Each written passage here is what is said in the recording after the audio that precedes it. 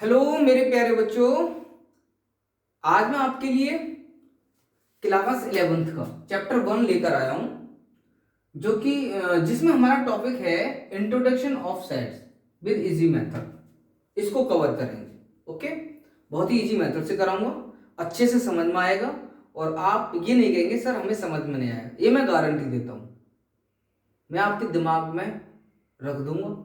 घर बैठ के याद रखना, घर बैठ के अपना पूरा कंप्लीट कर सकते हो मेरे यूट्यूब चैनल के द्वारा। अपना 11th का मैथ जरूरत नहीं पड़ेगी जो मेरी वीडियो को देख रहा है। ओके, बाकी तुम्हारी इच्छा, लेकिन मेरी वीडियो जरूर देखना। और मैं देखिए लाइव क्लास जरूर लूंगा। लाइव क्लास में मैं आपको बता रहा हूं, मैं ये सोच रहा हूं कि 4 से 5 दिन में एक चैप्टर तो कंप्लीट करेंगे बढ़िया करके, और तुम्हें मेरे साथ लगा रहना होगा। ओके, चलिए तो सबसे पहले हम सेट को डिफाइन करते हैं। सेट होता क्या, व्हाट इज सेट। सबसे पहले हम सेट की बात करते हैं। व्हाट इज सेट, सेट क्या है। सेट में आपको बताता हूं, सेट एक कलेक्शन है। क्या है, कलेक्शन। किसका, ऑब्जेक्ट का। ऑब्जेक्ट का कलेक्शन है सेट। लाइक दिस, मैं आपको बता रहा हूं, कलेक्शन ऑफ स्टेशनरी। जितना भी आपका स्टेशनरी जो आता है वो सब कलेक्शन क्या हो जाएगा, सेट बन जाएगा। Okay, next, crowd of people in any place. किसी भी प्लेस पर जहां लोगों की भीड़ है वो एक सेट है। और मैं आपको बताता हूं, तुमसे एग्जांपल देता हूं। मेंबर ऑफ योर फैमिली, आपकी फैमिली के जो मेंबर्स हैं। अब मेंबर कोई भी हो सकता है, दादा दादी चाचा चाची हैं, मम्मा पापा बहन भाई। तो ये एक फैमिली सेट बनाती है। Students of a class, students of a school, students of a university. तो ये सब क्या बनाना है, सेट। समझ में आ गया। तो collection of the object known as set. चलिए, तो समझ में आ गया। और कलेक्शन ऑफ इंटीजर्स, इंटीजर्स का कलेक्शन कर लो, जितने इंटीजर आप लेना चाह रहे हैं वो सेट है। ओके, नेचुरल नंबर सेट है, प्राइम नंबर सेट है, तो ये सब सेट है। ओके, तो सेट की जो डेफिनेशन है मैं आपको बता देता हूं कि set is a well defined collection of the objects. Set जो है वेल डिफाइंड कलेक्शन है ऑब्जेक्ट का। अब कहोगे सर वेल डिफाइंड क्या होता है। वैसा वेल डिफाइंड का मतलब ये होता है कि जो आप सेट बना रहे हैं क्या वो उस सेट के ऑब्जेक्ट्स उससे बिलोंग करते हैं, नहीं। अब मैं ले लूं, एक क्रिकेटर ले लेता हूं, एक हॉकी प्लेयर ले लेता हूं, तो इन दोनों सेट बन सकता है, नहीं बनेगा भाई। वो हॉकी से बिलोंग करता है और दूसरा प्लेयर क्रिकेट से बिलोंग करता है, तो इनसे हमारा सेट नहीं बनेगा। इसी को कहते हैं वेल डिफाइंड। मतलब वो जिन जिन चीजों का तुम सेट बना रहे हो वो एक पर्टिकुलर चीज से या पर्टिकुलर थिंग से कनेक्ट होना चाहिए, है ना। जैसे बैट्समैन, तो बैट्समैन किससे कनेक्ट हैं, क्रिकेट से, है ना। बॉलर क्रिकेट से कनेक्ट हैं। तो कहने का मतलब तुम्हें याद रखना है एक पर्टिकुलर चीज से कनेक्ट होना चाहिए, वही हमारा सेट है। इसी को कहते हैं वेल डिफाइंड, वेल डिफाइंड। चलिए फॉर एग्जांपल मैं लिख लेता हूं, फॉर एग्जांपल पहला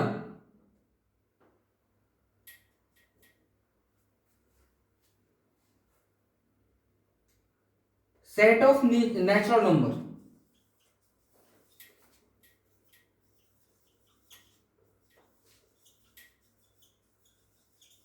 तो नेचुरल नंबर लिख दो 1 2 3 4 5 6 dot dot dot. Okay, second, आप कोई भी एग्जांपल ले सकते हैं ना, मैंने नेचुरल नंबर इंटीजर का ले सकते हैं, होल नंबर्स का ले सकते हैं आप, ठीक है, और स्टूडेंट्स ऑफ अ क्लास ले सकते हैं आप।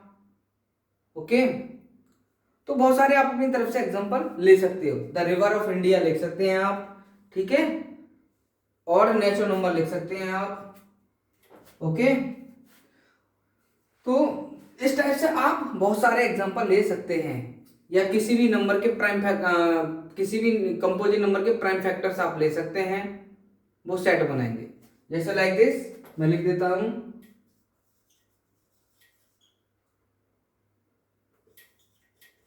Prime factor of 20। तो 20 के जो प्राइम फैक्टर्स हैं क्या क्या होंगे बताइए जल्दी से। 2 होगा और 5, 2 5, और क्या होगा दूसरा, आप चाहो तो निकाल लो, नहीं इतना दिमाग में चल रहा हमारे तो। 2 1 2 0, 2 5 10, 5 1 5, केवल 2 और 5 है इसके प्राइम फैक्टर, 2 एंड 5। तो ये 2 एंड 5 जो है 20 के क्या है प्राइम फैक्टर, तो इसलिए क्या है ये सेट है कि 2 और 5 इसके क्या है फैक्टर हैं। तो इस टाइप से आप लिख सकते हैं, ठीक है। तो मैं और भी आपको बहुत सारी चीजें बताऊंगा इसमें, ठीक है। तो पहले तो इतना समझिए सेट होता क्या है। सेट एक कलेक्शन होता है ना, एक वेल डिफाइंड ऑब्जेक्ट का, ओके, कि वो एक दूसरे कनेक्ट, कोई किसी पर्टिकुलर थिंग से वो कनेक्ट हो रहे हैं नहीं हो रहे हैं, अगर हो रहे हैं तो सेट है, नहीं हो रहे हैं तो नहीं है, ठीक है। चलिए अब हमारा जो नेक्स्ट टॉपिक रहेगा sets and their representation. Okay, तो क्लियर है, सेट समझ में आ गया। और बता सकता हूं, एक सर्कल ले लिया, यहां नहीं, थोड़ा एक पर्टिकुलर बेस तुम्हें समझाना है मुझे। अब एक मैंने क्या एक सर्कल ले लिया, इस सर्कल में मैंने रियल नंबर डाल दिया है ना, रियल नंबर का सेट। तो -1 2 3 √7 5.2, ओके, 7/3 √2/5, ओके, और कोई भी नंबर लिख सकते हैं आप, ठीक है, और 8 लिख दो। तो ये जो हमारे हैं 0 है ना, ये सेट है, किसका सेट है रियल नंबर का। पाई डाल दो, इसमें पाई डाल दो, है ना। तो ये हमारा सेट है किसका रियल नंबर का सेट है ये। तो समझ में आ गया, ये सारी चीज एक पर्टिकुलर स्टेटमेंट से जुड़ी हुई है, किससे रियल नंबर से, तो इसलिए हम कहेंगे सेट ऑफ रियल नंबर। ये हमारा सेट बन रहा है किसका रियल नंबर्स का। ओके, चलिए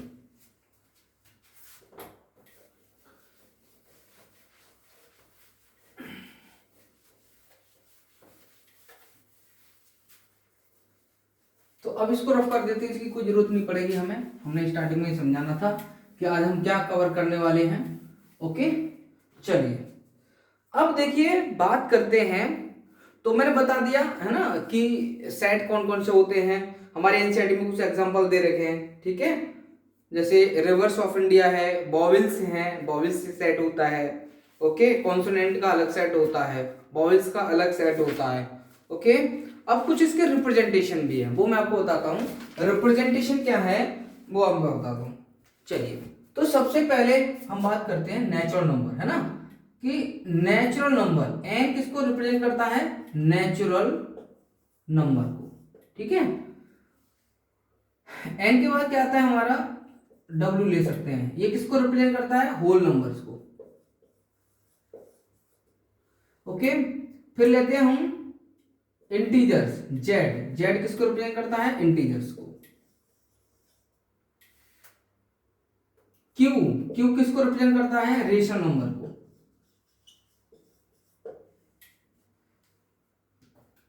ओके। तो एन हो गया, डब्ल्यू हो गया, जेड हो गया, क्यू हो गया, और आर किसको रिप्रेजेंट करता है रियल नंबर्स, ओके। उसके बाद हम लेते हैं रियल नंबर हो गया, और टी इरेशनल नंबर को रिप्रेजेंट करता है, इरेशनल नंबर को। अब इसमें कुछ साइन भी लगे होते हैं, वो उसका मतलब बताता हूं, ठीक है। जैसे जेड प्लस आ जाए तो इसका मतलब है पॉजिटिव इंटीजर, अगर माइनस का साइन आ जाए तो नेगेटिव इंटीजर। क्यू पॉजिटिव का साइन आ गया तो पॉजिटिव रेशनल नंबर, और माइनस का साइन आ गया तो नेगेटिव रेशनल नंबर। ओके, तो इस चीज का तुम्हें ध्यान रखना है, ठीक है। इन्हीं पर इंटीजर्स और हमारे रेशनल नंबर पर प्लस और माइनस का साइन होता है, इसका तुम्हें ध्यान रखना पड़ेगा, ठीक है। चलिए, बाकी रियल नंबर भी हो सकते हैं, रियल नंबर तो सारे होते हैं। ओके, चलिए, तो अब कुछ हम इसके जो मेन पॉइंट्स हैं वो हम डिफाइन करेंगे, ठीक है।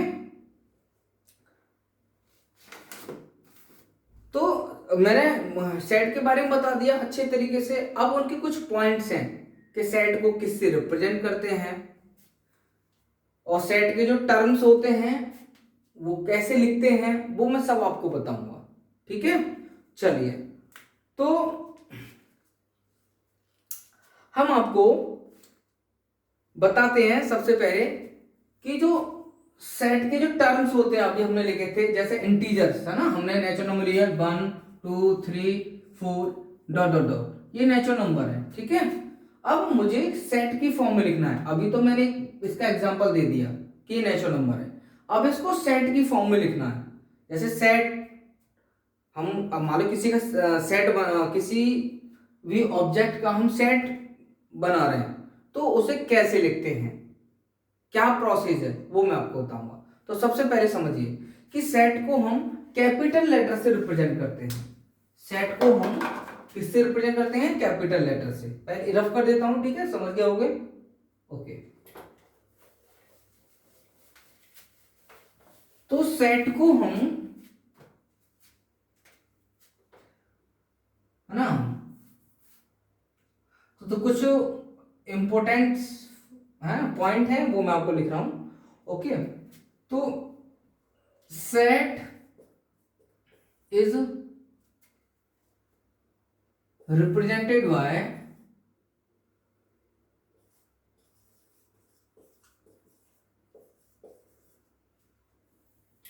Capital letter like this. For example,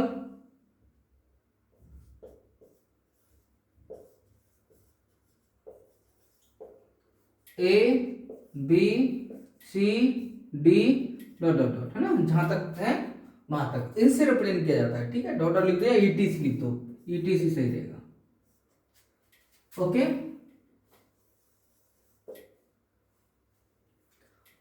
next है terms of set, terms of set are represented by या are written in small letter, ठीक है। तो स्मॉल लेटर मैं आपको बता देता हूं, A B C D ETC, है ना। टर्म्स मतलब सेट को हम कैपिटल लेटर से रिप्रेजेंट करते हैं, और टर्म्स जो है सेट के, मैं बताऊंगा कौन से टर्म्स हो, सब बताऊंगा, स्मॉल लेटर से रिप्रेजेंट करते हैं टर्म्स को, ठीक है। चलिए, और एक चीज का ध्यान रखना है, सेट को लिखते टाइम, जब सेट हम लिख रहे हैं तो किसके अंदर लिखते हैं, है ना, कि टर्म ऑफ सेट, सेट के जो टर्म्स हैं, इट मींस ऑब्जेक्ट हैं, एलिमेंट्स हैं, है ना, मेंबर्स हैं, वो कर्ली ब्रैकेट के अंदर लिखे जाते हैं। कर्ली ब्रैकेट मतलब हम कह सकते हैं object of sets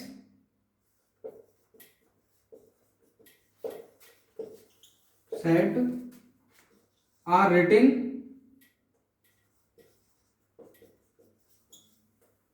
inside the curly bracket। तो कर्ली ब्रैकेट ये हमारा करली ब्रैकेट है, इसके अंदर लिखे जाते हैं। And each object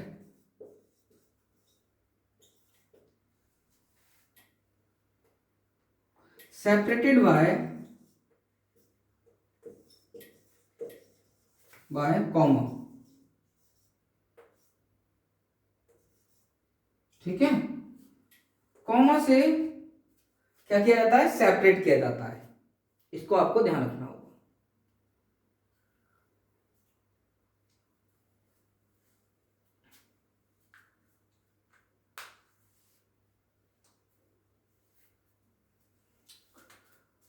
okay, comma तो समझ में आ गया।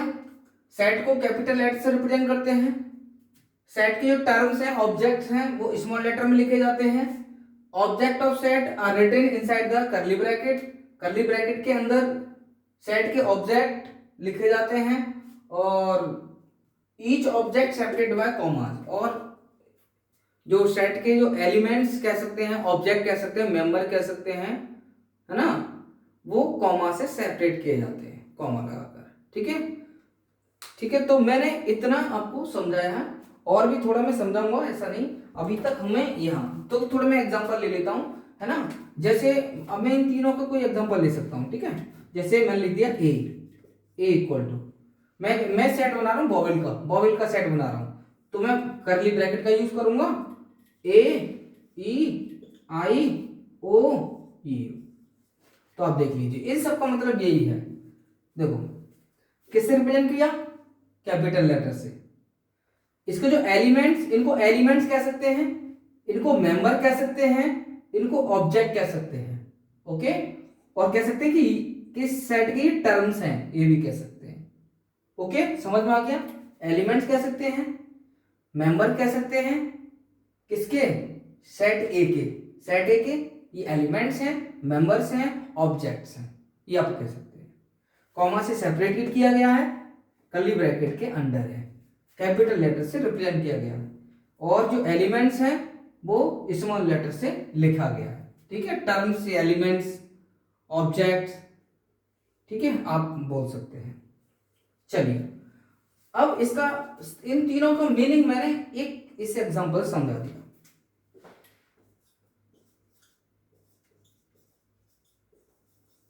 ठीक है, इस एग्जांपल से मैंने समझा दिया आपको। चलो अब आगे बढ़ते हैं। क्लियर सभी को? हाँ ना।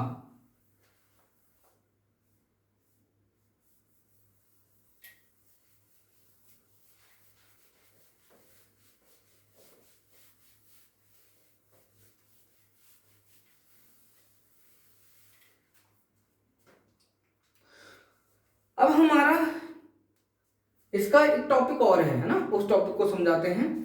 अब पहले बात करते हैं हम Greek symbol.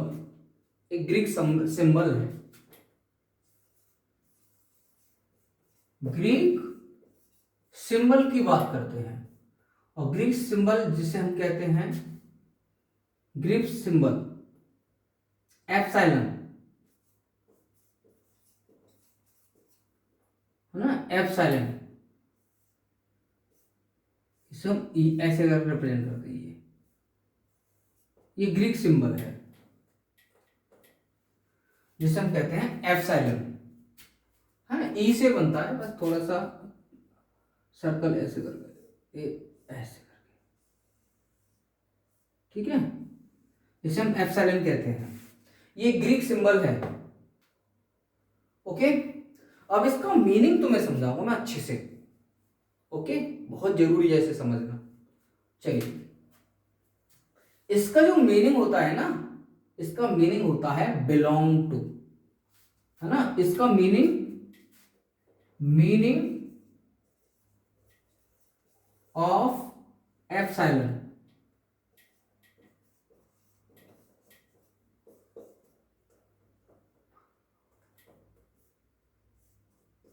Epsilon, meaning of epsilon belong to, ये होता है। अभी बिलोंग टू का मतलब समझ रहे हो? अरे भाई बिलोंग, आप कहाँ से बिलोंग करते हैं? मैं तो भाई अपने गांव का नेम बताऊंगा तो दफ्तरा से बिलोंग करता हूँ, डिस्ट्रिक्ट का नेम बताऊंगा तो संभल से बिलोंग करता हूँ, स्कूल का नेम बताऊंगा तो जेपी विद्या मंदिर स्कूल से बिलोंग करता हूँ। ये थोड़ा बता दूंगा कि मैं डीपीएस स्कूल से बिलोंग करता हूँ, हाँ ये नहीं बता सकता ना। जैसे बिलोंग करूंगा हो तो इसका मीनिंग होता है बिलोंग टू। ओके, चलिए अब मैं इसको बहुत अच्छे तरीके से तुम्हें समझाऊंगा। जैसे मैंने एक सेट ले लिया है ना, सेट फॉर एग्जांपल एक सेट ले लेता हूं, कंसीडर अ सेट।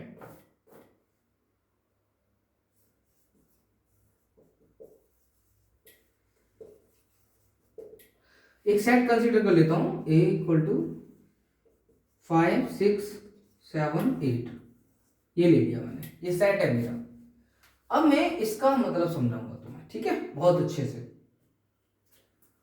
अब मैंने कहा देखिए कि मैं ये कह सकता हूं 5 इज बिलोंग टू किससे, सेट ए, बिल्कुल कह सकता हूं। 5 इसमें है, ये 5 है इसमें है, और इसका नेम क्या है, सेट ए। ये सेट है, इसको रिप्रेजेंट किया ए से, तो 5 ए से, सेट ए से बिलोंग करता है। ओके, और लेता हूं 8 बिलोंग टू ए, 8 भी ए से बिलोंग करता है। अगर मैं लिख लूं क्या कि 10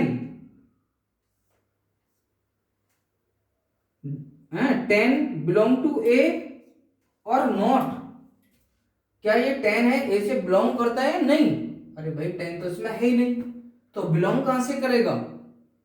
तो 10 डज नॉट बिलोंग टू ए, तो आप ये सिंबल ऐसे करके क्रॉस कर देना एक लाइन से, तो डज नॉट बिलोंग टू ए, 10 जो है ए से बिलोंग नहीं करता है।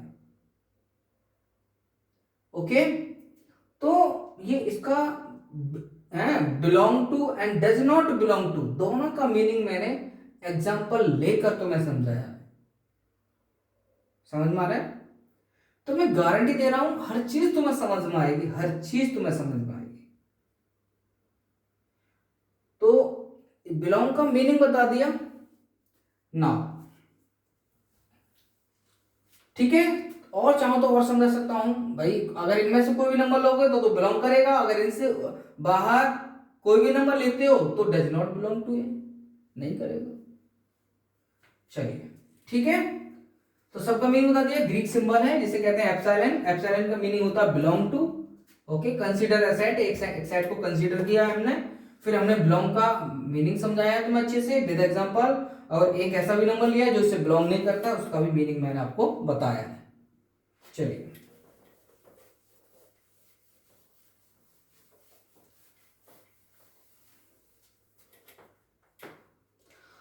अब देखिए, अब हम सेट रिप्रेजेंट करने के दो मेथड होते हैं, वो मैं आपको बताने जा रहा हूं, ठीक है। तो आज हम एक मेथड एक्सप्लेन करेंगे और tomorrow we will explain next method, and also we will complete exercise. Okay, और देखिए मैं आपको बता रहा हूं, प्लीज आप लोग जो जिन्हें ट्यूशन नहीं मिल पाती है ना, तो प्लीज वो मेरे यूट्यूब चैनल को फॉलो करें, सब्सक्राइब करें, शेयर करें, बताएं बच्चों को कि अब ट्यूशन की कोई जरूरत नहीं है, क्योंकि गीतम सर लाइव क्लास लेने लगे हैं। समझ में आ रहा है? तो प्लीज मुझसे जुड़िए, मैं लाइव क्लास लूंगा, इंटरेक्शन होगा, कमेंट आप लिखोगे और आप पक्का मतलब लगे रहोगे। देखो जो मेहनत करेगा वो फल पाएगा, जो मेहनत नहीं करेगा वो फल नहीं पाएगा। मैं पहले बता रहा हूँ, मेहनत करनी पड़ेगी। मैं मेहनत कर रहा हूं तो मैं फल पाऊंगा, मैं मेहनत नहीं करूंगा तो मैं कहां से पा लूंगा? भाई मेहनत से ही सब कुछ मिलता है भाई। आप कहेंगे सर हमें तो मन नहीं लग रहा ऑनलाइन, भाई साहब ऑनलाइन पढ़ना है तो अच्छे से पढ़ना, टाइम वेस्ट मत करना, मैं पहले बता रहा हूं। मैं गारंटी दे रहा हूं, अगर ना ट्यूशन से अच्छा मिले तो मैं यूट्यूब चैनल पर मेरे पर तो आप कह देना। समझ में आ रहा है? चलिए, तो हमारा there are two method representing a set, है ना। Now there are two method representing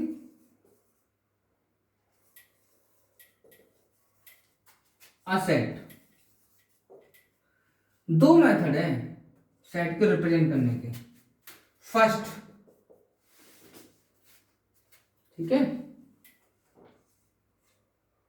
day 1 चल रहा है, याद रखना। फर्स्ट, रोस्टर फॉर्म, ओके, या जिससे हम कहते हैं, या हम कह सकते हैं टेबुलर फॉर्म में लिख सकते हैं, ठीक है, लिख लेना। Second, set builder form.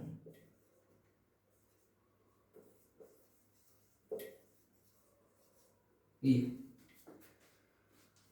तो इन रोस्टर फॉर्म में आज एक्सप्लेन करूंगा रोस्टर फॉर्म, है ना। पहले ये करूंगा फिर ये करूंगा,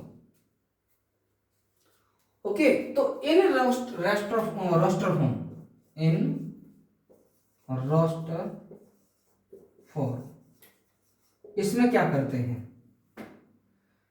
है ना। तो वो तो सब कुछ मैंने आपको बता दिया कि सेट को कैपिटल लेटर से रिप्रेजेंट करते हैं, सेट के एलिमेंट्स को हम स्मॉल लेटर से लिखते हैं, करली ब्रैकेट के अंदर लिखते हैं और कॉमा से सेपरेट करते हैं। ये मैंने तुम्हें बता दिया है सेट को, ठीक है। तो अभी तक जो मैंने लिखा है ना, जो भी बताया है मैंने, वही रेस्टर फॉर्म है, वही रोस्टर फॉर्म है जो मैंने अभी तक आपको बताया है, ठीक है। जैसे तो इसमें we यूज करली ब्रैकेट,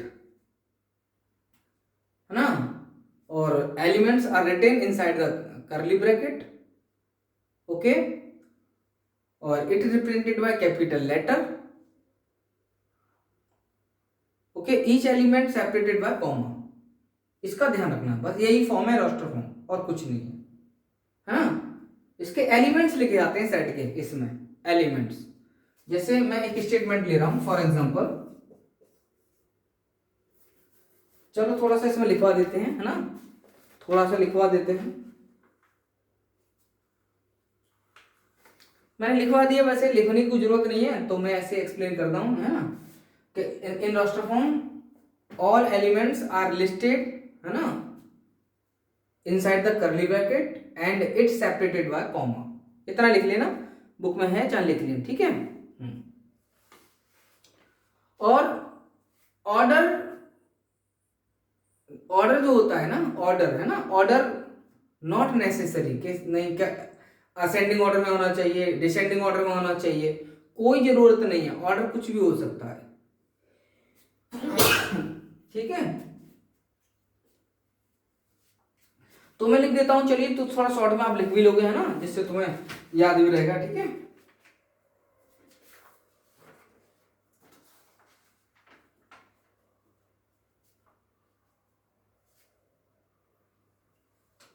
तो all the elements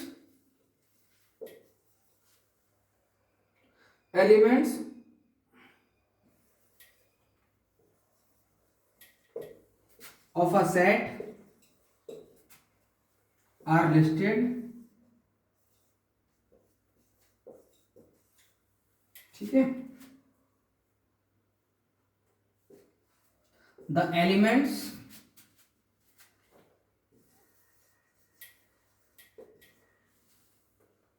are written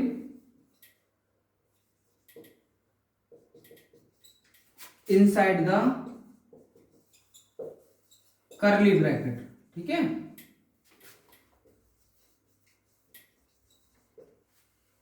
and separated by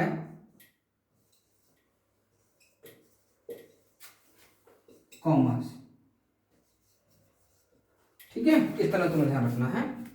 और इसका अब मैं कुछ ऐड ले लेता हूं, जैसे मैं लिख दिया बॉबिल का सेट, तो बॉबिल को वी से रिप्रेजेंट करता हूं, बॉबिल को, है ना, वॉवेल, इसके ए ई आई ओ और यू। ठीक है, ये हमने एग्जाम्पल ले लिया।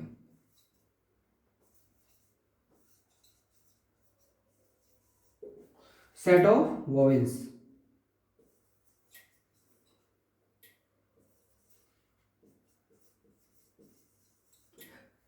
ठीक है, फर्स्ट एग्जाम्पल ले लिया। सेकंड ले लेता हूं, ए नेचुरल नंबर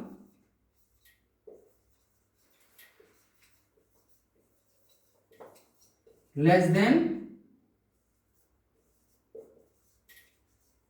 10, है ना। तो इसको भी हम सेट नेचुरल नंबर एन, तो लेस देन 10 की बात कर रहा है, 1 2 3 4 5 6 7 8 9। तो ये हमारी रोस्टर फॉर्म है। ठीक है, तो क्लियर हो गया। रोस्टर फॉर्म में कैसे, रोस्टर फॉर्म कैसे लिखते हैं कि जो एलिमेंट्स होते हैं सेट के वो कर्ली ब्रैकेट के अंदर लिखे जाते हैं।